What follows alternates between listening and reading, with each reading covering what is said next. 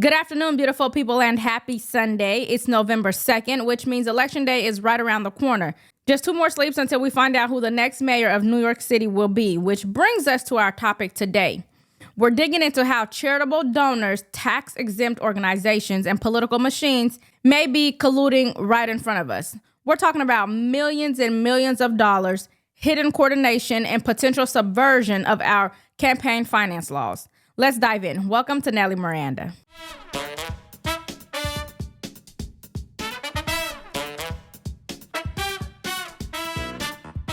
First of all, let's talk about sources. I downloaded all the information from the New York City Board of Elections website. It's available to the public. It was a 27,000-row spreadsheet, okay? Taking up over 500 pages. I looked at it, both myself, I said, what? There's something wrong here. Maybe I'm missing something. Maybe whatever. There's no way that every dollar came from bundlers. So I go. And I run it through. I run it through Excel's tools. I run it through 3 different AIs, and I came up with the same conclusion. And then I still didn't trust the AIs. I did it again. So basically, you have 27,600 and something lines, okay? 70 of them or so were not attributed to bundlers, and the total from those lines was 0. As always, please make sure you like, share, and subscribe to support the channel. So the story begins with a blockbuster investigation from Sam Antar at whitecollarfraud.com. His findings: 6 separate organizations, all receiving large sums from the Soros network, all endorsing Zohran Mamdani for New York City mayor, and all deploying extensive ground operations as though independent grassroots outfits, even though the financial flows suggest something far more coordinated. The clip I'm about to show you comes from Black Westchester podcast, and Sam Antar walks through how a tax-deductible charitable donation can become a political contribution thanks to clever structuring. Soros gives billions of dollars to his charity, his foundation, and he gets a tax deduction for it, or he's received tax deductions for it. Then he funnels the money to a related organization, which is another charity founded by his son, Alex Soros. That charity is known as a 501c3 also. It's known as Ben the Ark, etc. It's a long name after Ben the Ark for Jewish something or another, and it's a 501c3 entity. He's funneled, his charity has funneled $1.5 million to his 501c3 entity. Now here's where it gets interesting. The 501c3 entity gives money to a 501c4 entity.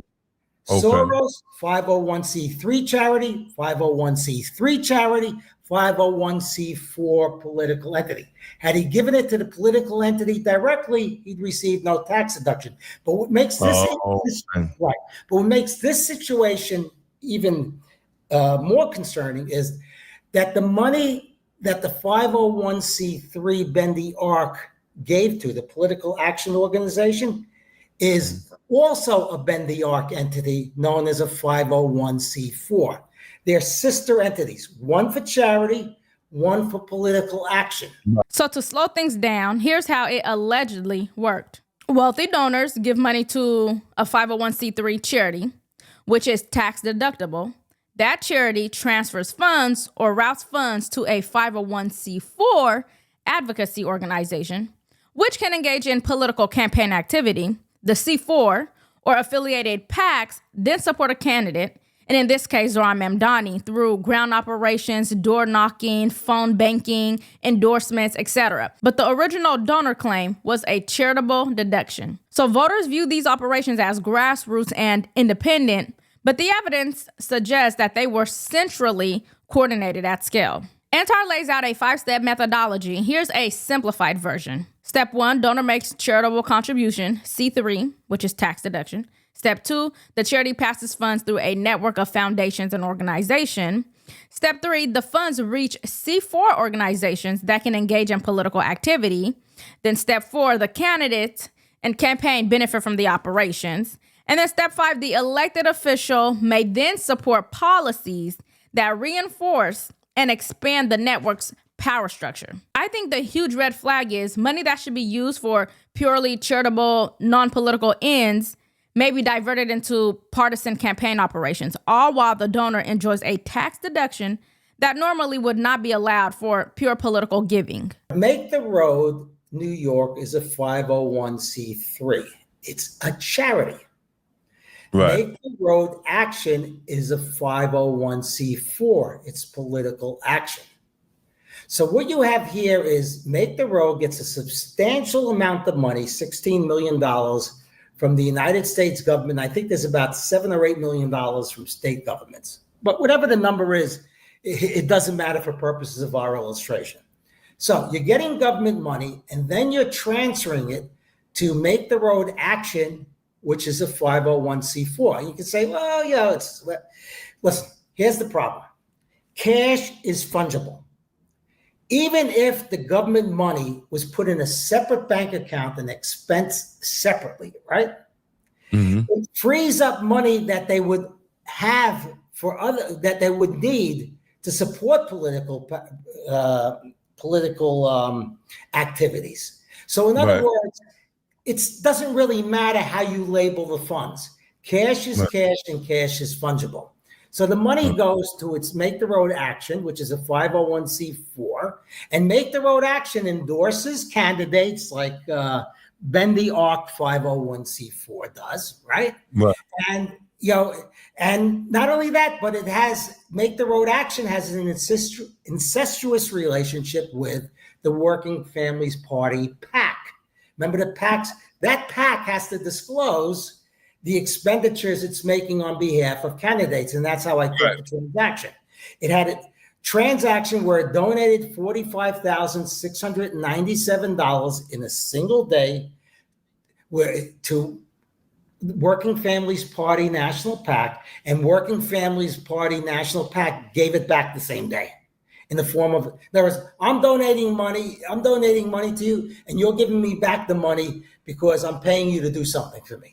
It's called an in-kind transaction. So you have a twofold concern: private money being converted into political influence under the cloak of charitable donations, and two, public taxpayer money subsidizing the operational infrastructure of the same network. I think this undermines campaign finance integrity and misallocating taxpayer funds. Zohran Mamdani is presented as a grassroots insurgent in NYC. But when 6 organizations, all recipients of network funds, endorse the same candidate, all deploy professional operations, the idea of independent endorsement begins to collapse. Now, I'm not saying the candidate is guilty of wrongdoing, but I am saying that the system that backs the candidate merits scrutiny, because you cannot claim grassroots authenticity while running off a machine funded by tens of millions of dollars hidden behind charitable conduits. Right. You are a self-described democratic socialist. Do you think that billionaires have a right to exist?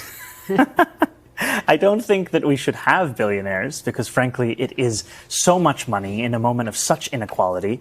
And ultimately, what we need more of is equality across our city and across our state and across our country. And I look forward to work with everyone, including billionaires, to make a city that is fairer for all of them.